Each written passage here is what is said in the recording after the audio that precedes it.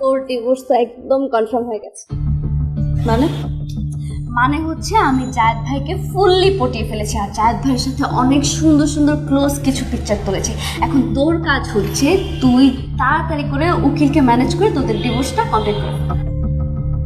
কি মানে কি করব? তোদের ডিভোর্সটা তাড়াতাড়ি করে ফেল। ডিভোর্স দিব? কত বড় সাহস তোর! আমি আমার হাজবেন্ডকে ডিভোর্স দিব? তোর তো সাহস কম না? এই আমি কি মরে গেছি নাকি? তুই কি চোখে দেখোস না আমি যে বেঁচে আছি?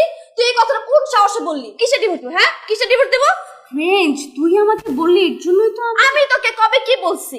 শোন, আমার জামাইয়ের দিকে যে এক নজর দিবে না, তার চোখ আমি তুলে ফেলবো, একদম হাত পা ভেঙে লুলা করে ফেলবো। কত বড় সাহস! ডিভোর্সের কথা বলছ? এই কি বলছস তুই আমাকে? কি বলছস? আমি তোকে কবে বলছি ডিভোর্সের কথা? কবে বলছি? তুই না বান্ধবী নামে কলঙ্ক। তুই সর আমার বাসা থেকে বের হ, বের হ।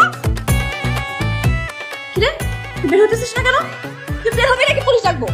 আমি বের হবো না, তুই বের হবি। তুই এই বাসা থেকে বের হয়ে যা, এখনই বের হ। তুই বের হয়ে বাসা থেকে। কি? হ্যাঁ মানে আমি আমার বাসা থেকে বের হয়ে যাবো? হ্যাঁ, তুই এই বাসা থেকে চলে যাবি, তারপর আমি জায়েদকে বিয়ে করব। তোর তো সাহস কম না? এই কি বলিস, তোর মাথা ঠিক আছে? তুই যাকে বিয়ে করবি মানে? হ্যাঁ, আমার মাথা ঠিক আছে। তুই জায়েদকে শুধু শুধু ভুল বুঝেছিস। উনি অনেক ভালো একজন মানুষ। আমি ওনাকে বিয়ে করব, বিয়ে করে আমরা সুখে শান্তিতে সংসার করব। সুখে শান্তিতে সংসার করবি? হ্যাঁ।